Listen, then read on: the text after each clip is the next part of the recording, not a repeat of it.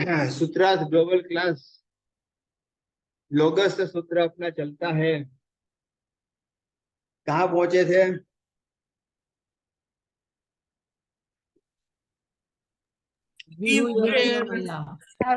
पहिने जन्मना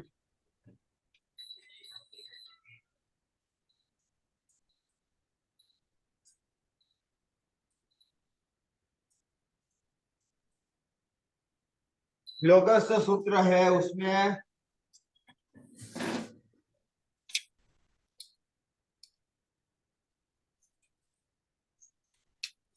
पहिया जन्म मरना। उसके पहले क्या आया था? विहु येरे यमला। हाँ, विहु यर यमला। इसका अर्थ क्या किया था? देखो देखो जल्दी देखो।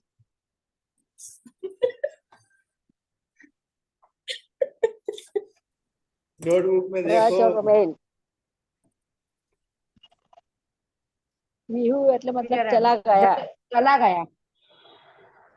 એટલે રજ रज मतलब कर्म कर्म रूपी मल जो हमारे से छूट जाए, चला जाए, जो रज मतलब वो कर्म। જે કર્મ રૂપી રજની મળથી મુક્ત થઈ ગયા। ये बात साची। तो रज मतलब क्या है, मल मतलब क्या?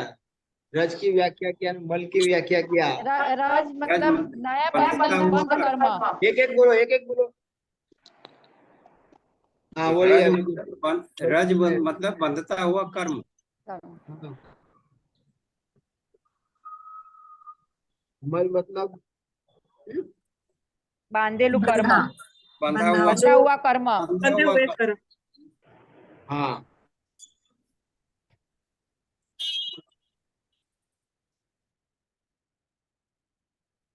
अब इस प्रकार से कर्म रूपी रज और मल से जो मुक्त हो चुके हैं, ऐसे कितने तीर्थंकर?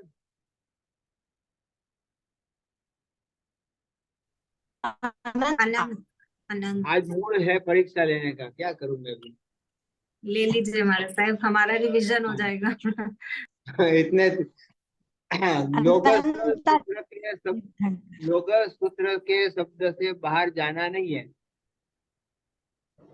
24 तीर्थंकर बोलो। कर्म रूपी रज और मल से मुक्त ऐसे तीर्थंकर कितने हैं? अनंत। 24। लोकस में 24। हाँ, लोकस की बात मैंने कही है। 24। 24। हाँ, लोकस शब्द छोड़ करके अनंत बोलना ही नहीं है यहाँ पर। 24 आप बोलोगे बरोबर तो अनंत हो जाएगा, ना नहीं है। परंतु लोगस की बात चल रही है तो आपको फक्त यहाँ पर लोगस के अंदर 24 की बात कही है। और कैसे है 24 तीर्थंकर भगवंत?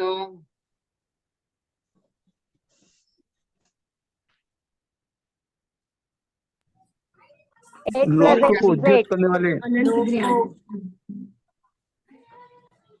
लोक को उजागर करने। 6 विशेषण बोलना है पहली गाथा के। हाँ, पहली गाथा के 8 लोक को उद्युत करने वाले। उद्योग करने वाले। हरिहर कीर्तिसम 24 केवली नहीं केवल। धर्म तीर्थ की स्थापना करने वाले। तीनों जगत में ज्ञान का प्रकाश फैलाने वाले। बोलो आगे। 6 विशेषण है पहली गाथा में। अपाया पगमाती से ये आएगा क्या? नहीं। धर्म और तीर्थ की स्थापना करने वाले। धर्म की स्थापना करने वाले, तीर्थ की स्थापना करने वाले। नंबर यारे जिन्होंने राग द्वेष को जीत लिया है। और अरिहंत जो है अतिशय है जो जिनको। हाँ, अतिशय की बात ही आती है यहाँ पर। यहाँ अतिशय की अरिहंत को बात ही नहीं आती है। अरिहंत कितने 24 पे केवली जो केवल ज्ञानी है। तो 6 विशेषण पहली गाथा में लिया, बाद में नाम लिया, नाम लेकर के 5वीं गाथा चालू की। पहली गाथा में विशेषण 6 आ गए, दूसरी गाथा में 8 तीर्थंकर के नाम आ गए, तीसरी गाथा में 8 तीर्थंकर के नाम आ गए, चौथी गाथा में भी 8 तीर्थंकर के नाम आ गए, और 5वीं गाथा में कितने विशेषण लिए हैं?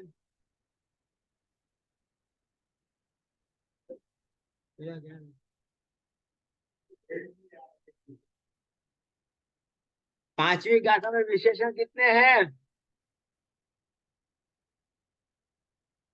इतनी मेहनत करता हूँ क्या?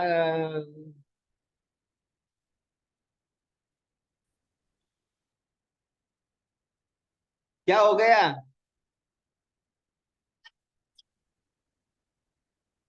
अभिला,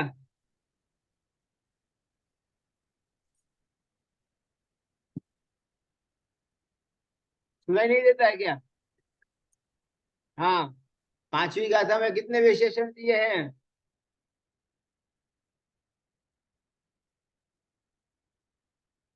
हे प्रभु, क्या करें? अभी तो लोकस की परीक्षा लेता हूँ तो पंचेंद्रिय की और इच्छाकार की, क्रिया वही की परीक्षा लेने बैठूंगा तो क्या होगा? हे भगवान।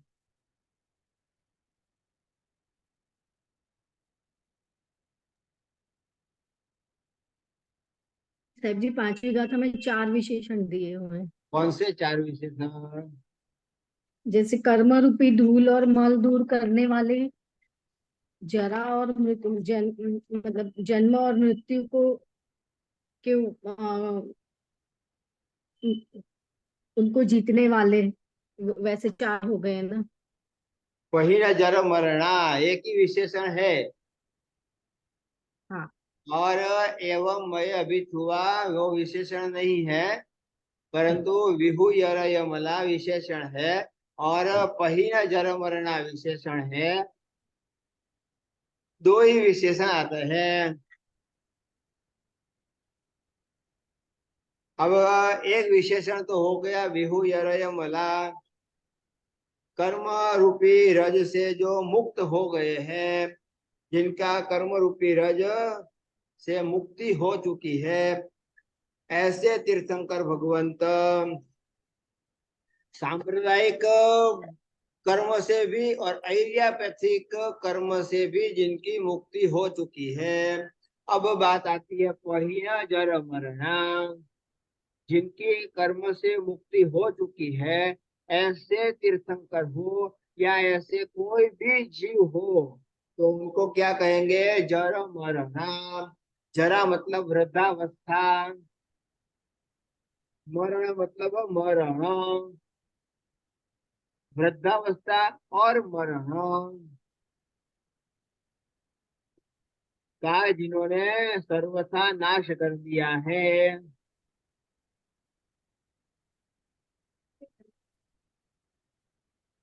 चारों जगह बैठे हैं कि सामने? थोड़ी देर में चलते हैं, 10 मिनट। सब लोग अब म्यूट करिए संसारिक, अपना। हाँ क्या? संसारी शीला आत्मा जो शीला जी, आपका फोन अनम्यूट है, अपना म्यूट कर लीजिए आप।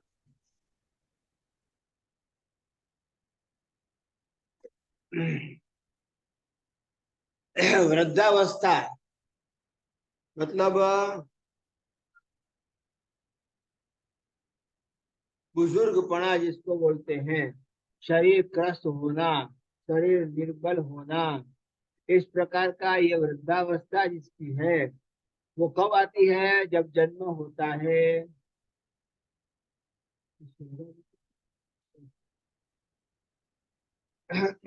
और संसार में जब तक है तब तक वृद्धावस्था आती रहेगी।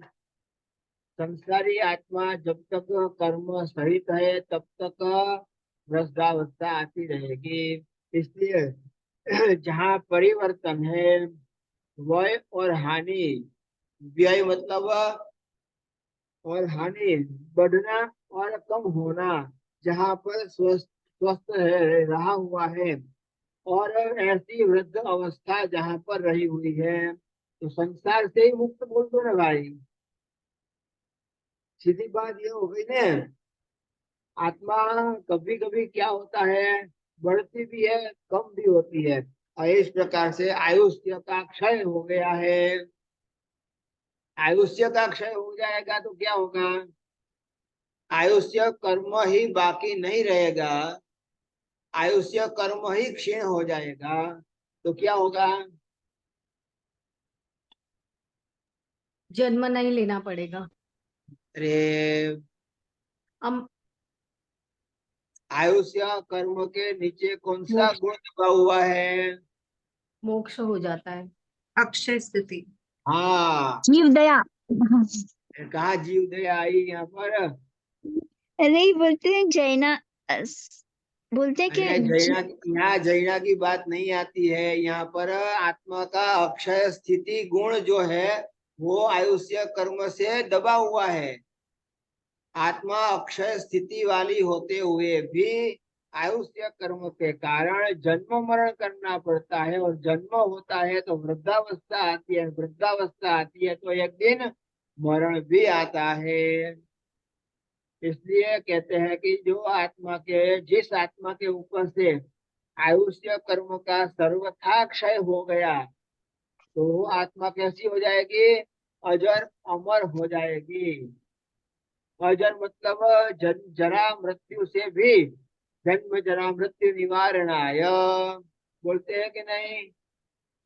पूजा पूजन पढ़ाते हैं तब बोलते हैं जन्म जरा मृत्यु निवारणाय श्रीमते वीर जिनेन्द्राय जलम चंदनम पुष्पम धूपम, ये सब हम बोलते हैं।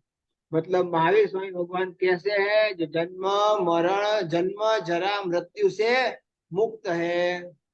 ऐसे महावीर स्वामी भगवान की जल पूजा करो, चंदन पूजा करो, पुष्प पूजा करो, ऐसे हम श्लोक में बोलते हैं, मंत्र में बोलते हैं। तो यहाँ पर उसी का डिटेल स्वरूप यहाँ पर क्या दिया है? पहिया जर मरणान। भगवत तीर्थंकर भगवान कैसे हैं? जिनका जन्म मरण, जन्म जरा और मृत्यु से जो मुक्त हो चुके हैं, जो आयुष्य कर्म से भी मुक्त हो चुके हैं, जिनको वापस नया जन्म लेना ही नहीं है। अब दूसरा एक यहाँ पर ये भी है, ये एक शब्द आप सबको पता है, और ये शब्द किसको पता है? अरिहंत शब्द सबको पता है। अरिहंत का शब्दार्थ भी आपको पता है, परंतु अरुहंताणम ऐसा किया तो चल सकता है कि नहीं चल सकता है? नमो अरिहंताणम बोलते हैं, वैसे ही नमो अरुहंताणम बोलो तो चलेगा कि नहीं चलेगा? चल सकता है कि नहीं चल चलेगा, सकता है? चलेगा साहेब जी। कैसे चलेगा? पंचसूत्र में ये शब्द आहे। अन्य सूत्र में आता है या नहीं आता है? यहाँ पर क्या शब्द का अर्थ करना है? क्यों चलेगा? अर्थ की बात करो। अर्थ क्या करेंगे इस शब्द का? तो यहाँ पर अर्थ में ये अ है, बाद में रूह है। रूह मतलब क्या? उगना।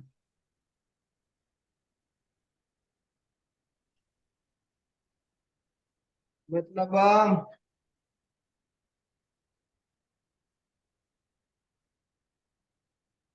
जन्मना, जन्म होना, उत्पन्न होना,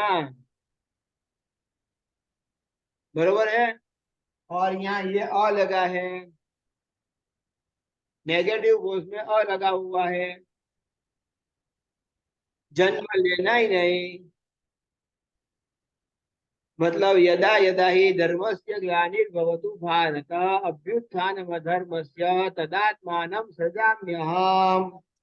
ये श्लोक सुना है ना आप लोगों ने भी, बार बार सुना होगा। यदा यदा ही धर्मस्य ग्लानिर्भवतु भारत, हे अर्जुन, जब जब धर्म की ग्लानि होती है, धर्म का ह्रास होता है, धर्म कम हो जाता है, तदात्मानम, तदा तभी मैं मेरी आत्मा का सर्जन करता हूँ, मैं वापस आता हूँ, मेरा अवतार बदल करके मैं वापस आता हूँ। ये सुना है ना आप लोगों ने? बहुत बार सुना है, महाभारत में बार बार यही बात बोली जाती है। मतलब एक बात निश्चित है कि जो मोक्ष में गए हैं, जो सर्व कर्म मुक्त होकर के मोक्ष में चले गए हैं, वो वापस कभी भी आते ही नहीं है। उनको वापस जन्म लेना ही नहीं पड़ता है।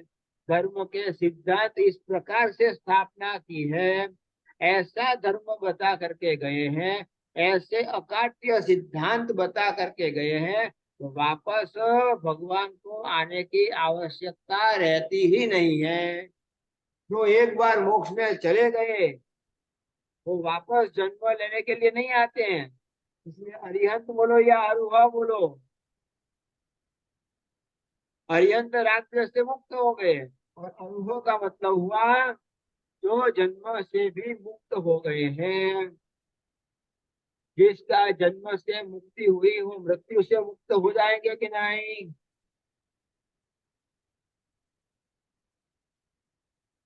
जन्म से मुक्ति, वो मृत्यु से मुक्ति कही जाएगी कि नहीं कही जाएगी? जन्म होता है तो कही मृत्यु जाएगी। निश्चित होती है, कि मृत्यु होती है तो जन्म निश्चित होता है। जन्म होता है तो मृत्यु निश्चित होती है। हाँ, मृत्यु के बाद न जन्म होगा ही ये हम नहीं कह सकते हैं। मृत्यु को मार करके जो मोक्ष में गए हैं उनका ही निर्वाण कल्याण होता है। मतलब मृत्यु वापस प्राप्त न करनी हो तो वापस संसार में जन्म लेना ही नहीं है। इसलिए पहिना जर मरना प्रकृष्ट रूप से हीन कर दिया है। हीन मतलब क्या? प्रकृष्ट रूप से। ये है ना ये शब्द यहाँ पर। पहिन का मतलब हुआ प्रकृष्ट और हीन का मतलब हुआ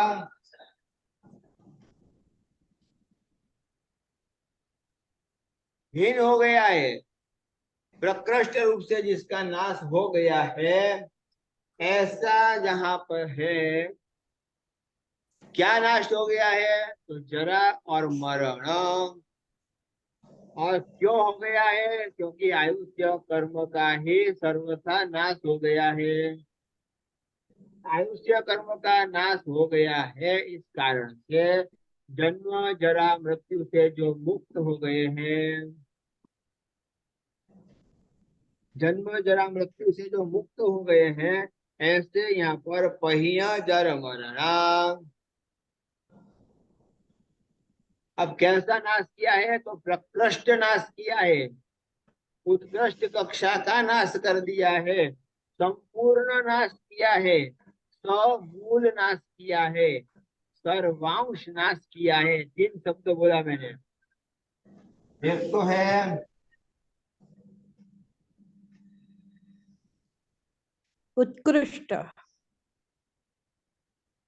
सर्वांश, उत्कृष्ट।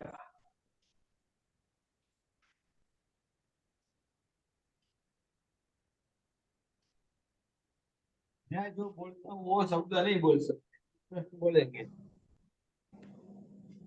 संपूर्ण, समूल, सर्वांश, सर्वांश और संपूर्ण। पूर्णता तो है ना, नहीं है, पर पूर्णता में भी सम, उत्कृष्टता आ गई। मतलब पूर्णता, ऐसी पूर्णता प्राप्त हुई है कि वापस वो पूर्णता कभी जा नहीं सकती है, कभी भी नहीं जाएगी। ऐसी पूर्णता प्राप्त की है। और कर्म का नाश भी कैसा किया है? संपूर्ण कर्म का नाश कर दिया है। संपूर्ण कर्म का नाश कर दिया कि अब दूसरी बार कर्म आ ही ना सके, पूर्ण रूप से कर्म का नाश कर दिया है। सर्वांश, इतना अंश भी बाकी नहीं रखा है।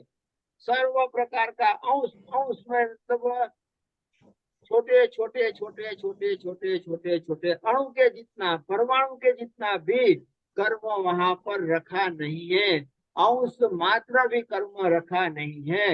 इसका मतलब हुआ ये संपूर्ण नाश और कर्म का नाश, सर्वांश नाश, और ये समूल नाश। मूल के साथ कोई मूल रखा ही नहीं है। अब राग द्वेष ही नहीं रहा है तो मूल कहाँ से लाओगे? बीज होगा तो पेड़ उगेगा, बीज ही नहीं रहा है।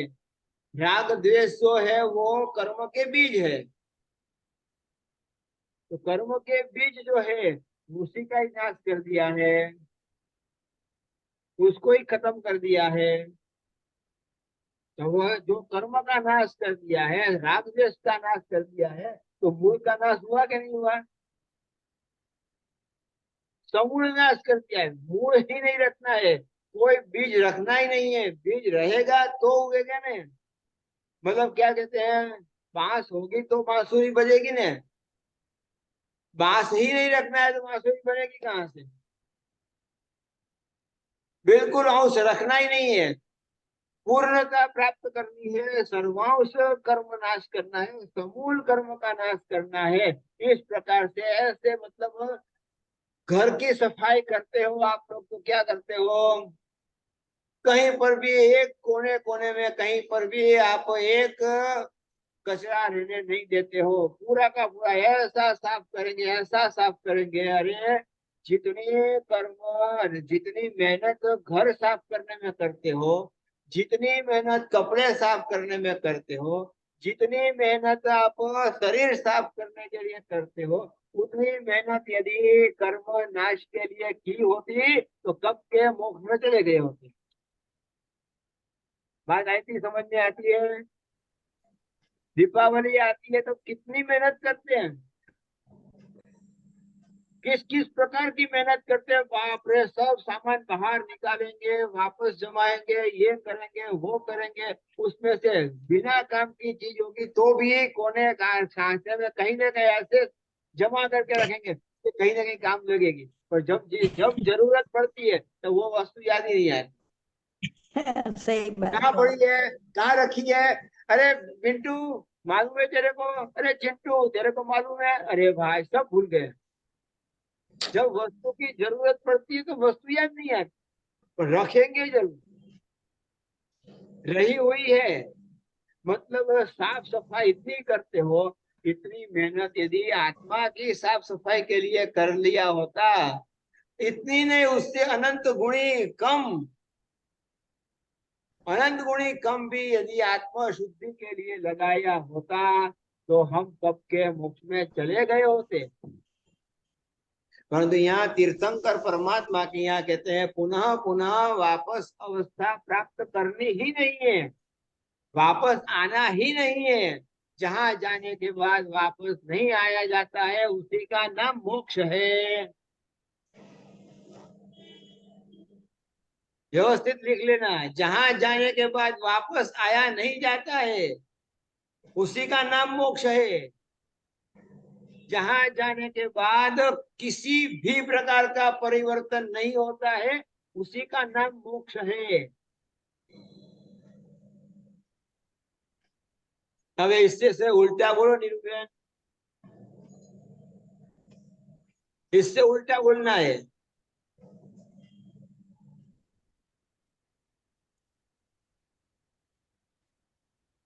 निरूपण पहचानते हो कि नहीं, सुनाई देता है कि नहीं? हाँ जी साहब जी। हाँ, तो मोक्ष से उल्टा संसार की व्याख्या करो। साहब जी, जब अपने हम रोज के यही कार्य करते रहे, जहाँ जाने के बाद वापस नहीं आया जाता है उसी का नाम मोक्ष है। जहाँ जाने के बाद वापस आना पड़ता है उसका नाम उसका नाम संसार संसार है। है। हाँ, समझ में आई। अब दूसरी व्याख्या बोलो। अ, मुझे भी बूढ़े बार बात बार जन्म जरा लेना गलती लेनी उनका नाम पड़ेगी तो। संसार बार है। बार जन्म जन्म मरण लेना पड़े उसका नाम संसार है। हाँ, जहाँ जाने के बाद परिवर्तन नहीं होता है उसका नाम मोक्ष बोला मैंने, और जहाँ परिवर्तन होता है उसका नाम संसार है। आपके घर में परिवर्तन आता है, आपके स्वभाव में परिवर्तन आता है, आपके शरीर में परिवर्तन आता है, आपके वस्त्रों में परिवर्तन आता है, आपके बाथरूम में परिवर्तन आता है, आपके संसार में परिवर्तन आता है, आपके कहाँ कहाँ कहाँ कहाँ परिवर्तन आता है देख लो आप। पूरे संसार के अंदर सब जगह पर परिवर्तन परिवर्तन परिवर्तन आता ही रहता है। संसार में रहोगे तो परिवर्तन का फेस करना ही पड़ेगा। अब परिवर्तन कोई संसार का नियम है। हाँ, परिवर्तन ही संसार का नियम है। मतलब जहाँ पर परिवर्तन है उसका नाम संसार, और जहाँ बिल्कुल परिवर्तन ही नहीं है उसका नाम मोक्ष। परिवर्तन का कारण क्या था?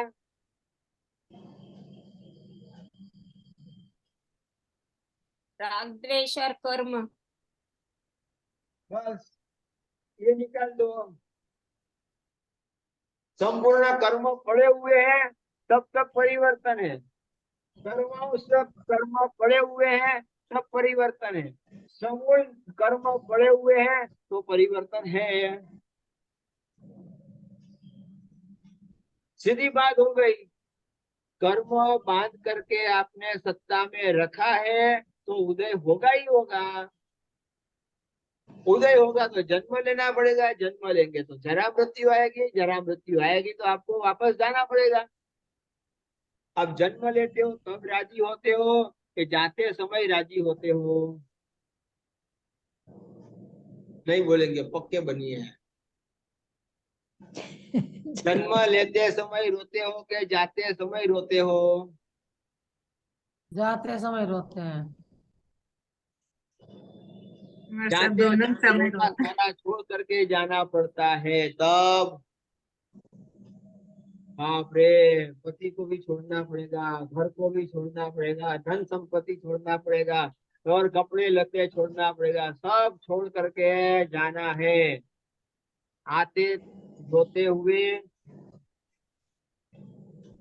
आगे बोलो। रोते हुए आए थे और रोते हुए हंसते हुए जाना है। आते हैं सब। आते हैं हंसते सब, हुए जाना है। हंसते हंसता हुए हुआ जाते हैं। जाएगा। वो मुकद्दर का सिकंदर। कहलाएगा। क्या कभी कभी याद करो, पुराने याद करो, पता चलेगा। आजकल के पिक्चर भी ऐसे हैं जो देखने लायक भी नहीं है। पुराने पिक्चर में ये भरा पड़ा था। रोते हुए तो सब आते हैं, जितने भी आते हैं सब रोते हुए आते हैं। हंसते हुए कौन जाता है? हंसते हुए कौन जाता है? बहुत कम लोग हंसते हुए जाते हैं। वो कर्म जिसके कम होंगे, जिसके शुभ कर्म होंगे, जिसके अच्छे कर्म होंगे, जिसने समाधि प्राप्त की होगी, वो आराम से हंसते हुए जाएगा। छोड़ना तो है ही, मालूम है छोड़ना है, तो फिर क्यों रोते रोते जाना? छोड़ना है ये पता है, फिर रोना क्यों? कुछ नहीं, अब छोड़ दिया बस। तो यहाँ पर भी क्या है, कर्म पड़े हुए हैं वहां तक परिवर्तन है, पर कर्म नहीं है। और कर्म का यहाँ पर क्या कहते हैं, ये नाश हो गया। कर्म का नाश हो गया, अब परिवर्तन होगा क्या? अब परिवर्तन नहीं है। मतलब 24 में से एक भी तीर्थंकर मोक्ष में जाने के बाद वापस आएंगे? नहीं आ आएंगे। सकते हैं। नहीं। यहाँ पर यदा यदा ही धर्मस्य ग्लानिर्भवतु भारत की बात नहीं है। यहाँ पर अवतारवाद की बात नहीं है, इनकोर्नेशन थ्योरी की बात नहीं है। यहाँ पर तो एक बार कर्म से मुक्त होकर के मोक्ष में चले गए तो वापस आने की बात ही नहीं है, वापस आना ही नहीं है, क्योंकि समूल कर्म का नाश कर दिया है, सर्वांश कर्म का नाश कर दिया है और संपूर्ण कर्म का नाश कर दिया है, तो वापस आने की कोई गुंजाइश ही बाकी नहीं रहती है। इसलिए तीर्थंकर परमात्मा का स्वरूप समझना बहुत आवश्यक है। तो लोगस हमको ये सिखा रहा है, भाई हम कैसे अरिहंत परमात्मा का जाप करते हैं, कीर्तन करते हैं, वंदन करते हैं, पूजा करते हैं, कैसे, क्यों भगवान की पूजा करते हैं, भगवान के दर्शन रोज करने क्यों जाते हैं, इसीलिए जाना जरूरी है।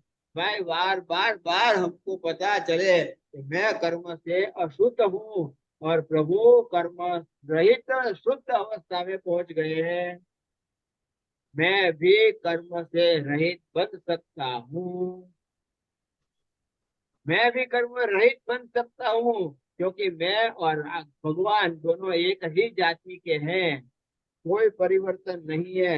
इसलिए परमात्मा ने जैसे जरा मरण को नाश कर दिया है, अत्यंत आत्यंतिक नाश कर दिया है, वापस उगे नहीं और वापस पुनः प्राप्त होवे नहीं, इस प्रकार से जिन्होंने नाश कर दिया है, तो मैं ऐसा कर सकता हूँ कि नहीं, पोटेंसी मेरे में पड़ी है या नहीं, गुणवत्ता मेरे में है कि नहीं है, है भगवान में जैसी गुणवत्ता है वैसी गुणवत्ता मेरे में है कि नहीं। है। तो एक व्यक्ति आईएएस ऑफिसर बन सकता है, एक चाय वाला प्रधानमंत्री बन सकता है, तो मैं क्यों नहीं बन सकता हूँ। प्रधानमंत्री की बात जाने दो, चलो प्रधानमंत्री भी एक अपूर्ण स्थान है, अपूर्ण पद है, तो पूर्णता प्राप्त करने के लिए भगवान का हम लक्ष्य रखे, तो भक्त में से हम व्यक्ति भगवान नहीं बन सकते क्या, क्यों नहीं बन सकते, अच्छी तरह से बन सकते हैं। क्यों, क्योंकि दोनों की द्रव्यात्मक परिस्थिति एक सरीख ही है। आत्मा एक है ऐसा नहीं कहता हूँ, आत्मा एक सरीखी है, आत्मा के गुण एक सरीखे हैं, आत्मा समकक्ष कक्षा की है, आत्मा एक है ऐसा मत समझना।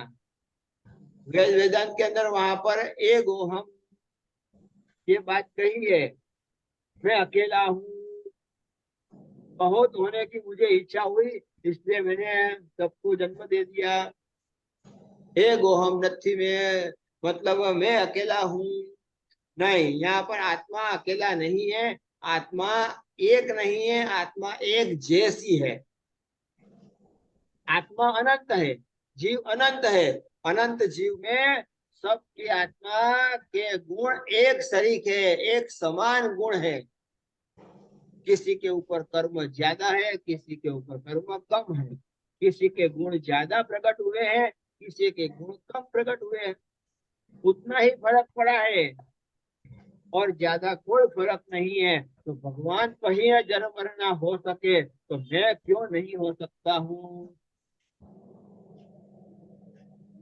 भगवान यदि जन्म जरा मृत्यु से मुक्त हो चुके तो मैं भी एक दिन मुक्त हो सकता हूँ। लोगस का पाठ करते समय, लोगस का जाप करते समय, लोगस का कौशल करते समय ये अनुभूति अंदर लानी पड़ेगी। द्रव्यात्मक स्वरूप दोनों का एक समान है, तो भगवान बन गए तो मैं क्यों नहीं बन सकता हूँ। तो ये प्रश्न जब अपनी आत्मा को पूछोगे तब पता चलेगा कि मैं कर्म से परतंत्र बना हुआ हूँ और कर्म ने मुझे जैसा नचाया वैसा मैं नाचता रहा हूँ। आज पता चला कि भाई कर्म भी संपूर्ण नाश हो सकता है, कर्म का भी सर्वांश नाश हो सकता है और कर्म का समूल नाश हो सकता है। तो फिर मेरे को साधना कौन सी करनी है, यही साधना करनी है, इसी प्रकार की साधना करनी है। मुझे दुख नाश के लिए साधना नहीं करनी है, सुख प्राप्ति के लिए साधना नहीं करनी है, मुझे तो कर्म नाश के लिए ही साधना करनी है। कर्म नाश की ही साधना करनी है और कोई साधना करनी ही नहीं है। ऐसी साधना करने के लिए भगवंत का यहाँ पर हमने आलम्बन लिया। पहिना जर मरना 24 जिनवरा 24 जिनवरा। अब ऐसे वर्तमान 24 के 24 तीर्थंकर कैसे हैं?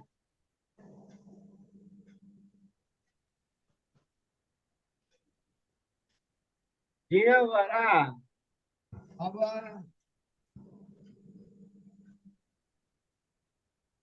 संस्कृत में आप ये कर दो जिनेश्वर। जिनेश्वर मतलब जिनेश्वर का अर्थ क्या करोगे?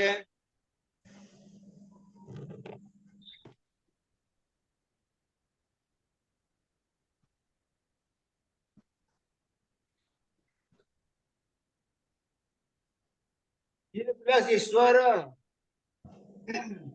जिन कौन से हैं? पहली गाथा याद करो। राग द्वेष बिना के।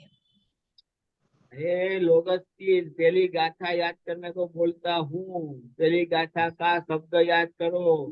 लोगस उज्जोय करे। नहीं नहीं नहीं नहीं नहीं नहीं नहीं, ये शब्द कहाँ आता है? धम्म तीर्थ यरे जिने। जिन्होंने अरे धर्म कहाँ की से स्थापना ये की है। शब्द? तो क्यों ऐसा करते हो सब लोग? जिन्होंने धर्म की स्थापना की है। नहीं, ये शब्द नहीं आता है। पहली गाथा में ये शब्द नहीं समझते। धम्म तीर्थ यरे जिने। अरे धम्म तीर्थ क्यों बोलते हो? आवश्यकता नहीं धर्म तीर्थ बोलने की। एक ही शब्द है, इतना ही। उसी को यहाँ लिया है।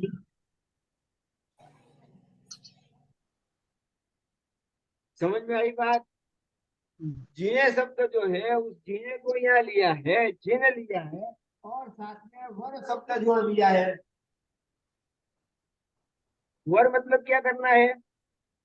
उत्तम। आपके वर है ना? तुम्हारा वर्ष है कि नहीं? હવે नहीं बोले। बधाना वर्ष। हाँ बधाना मारा नहीं। उत्तम। બધાના વર કો છો, તમારા વર હોઈ શકે, અમારા વર નથી। सॉरी Sorry वर नहीं, मतलब उत्तम। हाँ मतलब તમારા વર છે તો તમારા વર કેવા છે? उत्तम છે કે नहीं? उत्तम। हाँ हाँ तो ये उत्तम शब्द हो गया, बरोबर है? ये उत्तम शब्द जो हुआ वो किसमें उत्तम है? जिन में। अब यहाँ से यहाँ तो जिनेश्वर। हाँ जिनेश्वर ऐसे उत्तम। हाँ जीन तो लिया है, जीन में भी जिनेश्वरों में भी उत्तम पुरुष है। मतलब समझ में आई बात? जिन्होंने राग द्वेष का नाश किया है वो सामान्य केवली भी है कि नहीं है?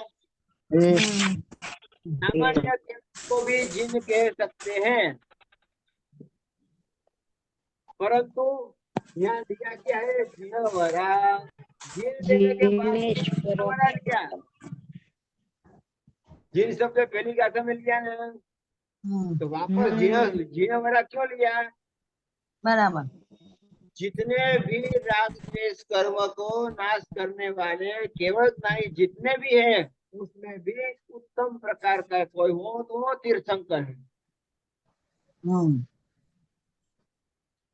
आई बात समझ में? अब जी एक बार फिर से बताइए ना, क्या बोला आपने? लिखना है। जिन शब्द से क्या लिया था अर्थ? राग द्वेष से मुक्त। राग द्वेष के ऊपर जिन्होंने विजय प्राप्त कर ली है। तो गौतम स्वामी ने राग द्वेष के ऊपर विजय प्राप्त की थी कि नहीं? गज महावीर सुकुमार स्वामी मुनि भी बराबर। गज सुकुमार मुनि भी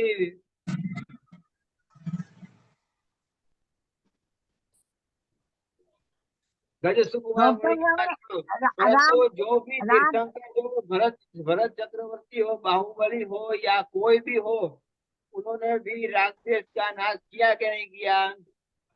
नहीं किया है। किया उनको है। भी उनको भी जिन बोल सकते हैं कि नहीं बोल सकते हैं, कह सकते हैं कि नहीं कह सकते हैं? कह सकते नहीं। हैं। हाँ, परंतु उसमें भी जो उत्तम है वो तीर्थंकर है। हम्म,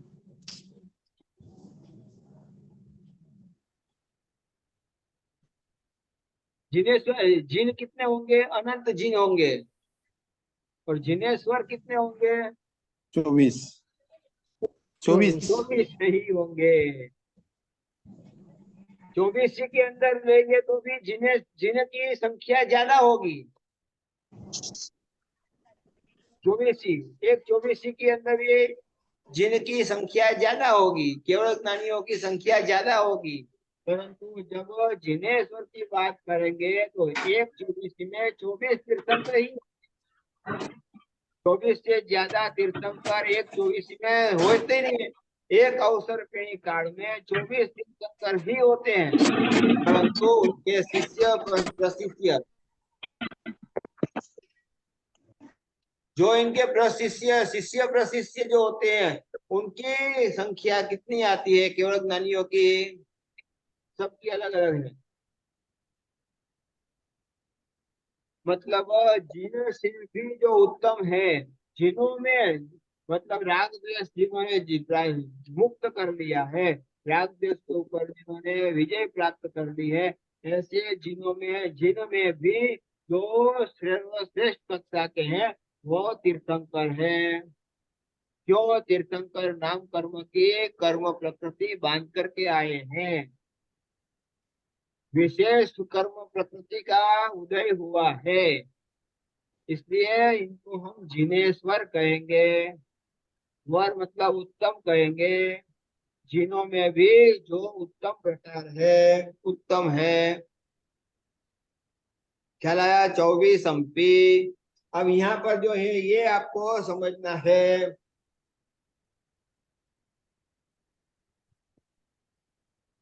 ये शब्द आया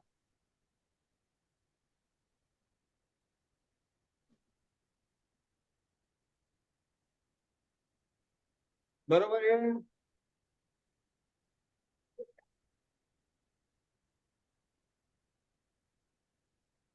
पहली गाथा में भी यही शब्द लिया है, 24 अंपी केवली, और यहाँ 24 अंपी जिणवरा। अब इसमें ये जो है शब्द आपको सबको मालूम है, 24 मतलब क्या होगा? 24 का मतलब हो गया 24, और इसमें यह जोड़ दिया आपने यहाँ पर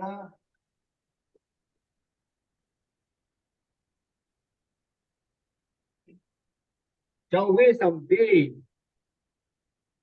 अपी शब्द जोड़ा है। अब अपी शब्द जोड़ने का कारण क्या? इस एक शब्द के ऊपर गुरु महाराज ने कम से कम 40-50 पेज लिखे हैं। लेके आऊं क्या वो पते?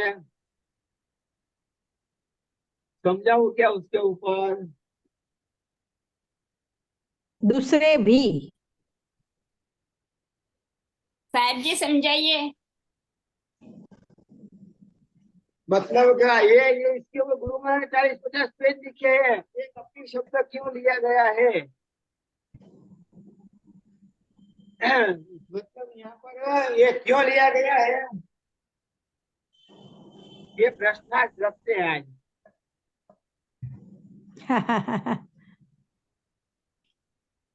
तो 4 बज गए हैं, आज थोड़ा लेट हो गया।